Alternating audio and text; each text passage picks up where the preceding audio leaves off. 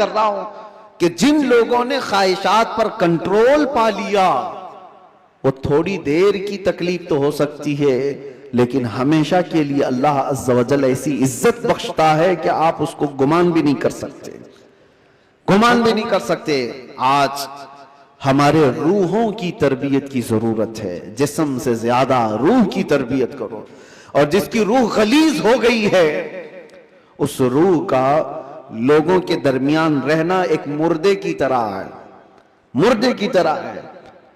इसीलिए मैंने देखा है तारीख में, आपको पता है हजरत साबिर कलियरी रहमतुल्लाह ताला अलैह के मुतालिक आपने सुना होगा कि आपसे आपके मुरीद ने पूछा था कि फना और बका क्या चीज है, तो आपने फरमाया था कि मैं तुमको बाद में बताऊंगा। फना और बका, फना का मतलब खत्म हो गया, बका का मतलब बाकी रहने वाला।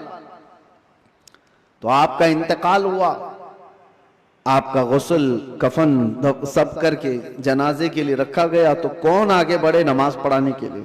सफ़ें लगी हुई थी, हजारों की तादाद में लोग मौजूद थे। एक घुड़सवार आए, चेहरे पर कपड़ा पड़ा था, सीधे वो इमामत के आगे बढ़ गए, नमाज पढ़ा लिया। सारे लोग उनके पीछे नमाज भी पढ़ ली, किसी ने पूछा नहीं।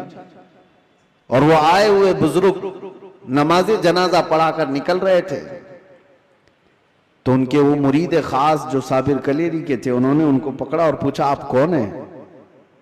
हमारे पीरो मुर्शिद की नमाज जनाजा पढ़ाने वाले आप कौन है? अचानक आए और पढ़ाकर जा रहे हैं। कपड़ा उन्होंने चेहरे से हटाया तो वो साबिर कलियरी ही थे, साबिर अलाउद्दीन कलियरी। हो सकता है आज के मॉडर्न जमाने में लोग इसको कहानी से ताबीर दें। आपने फरमाया, तुमने मुझसे सवाल किया था ना फना और बका क्या चीज है, वो जनाजे में जो है वो फना है, और ये तेरे सामने है ये बका।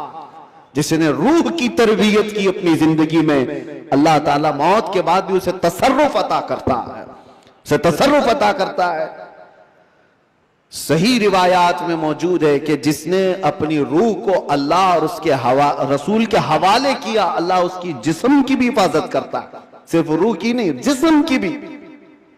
शुहदाए उहद के बारे में देखें, शुहदाए बद्र के बारे में, कि उनके जिस्म भी नहीं सड़े गले, खबरों में बरसों तक इसी तरह से रहे। 1935 में इराक में बगदाद के दरियाए दजला के किनारे दो सहाबा की कब्रें थी, हजरत हुज़ैफा बिन यमान, हजरत अब्दुल्ला बिन जाबिर। उनकी कब्रों में पानी भर गया था तो कब्रें खोली गई थी। 1935 की बात कर रहा हूं, तकरीबन 1300 साल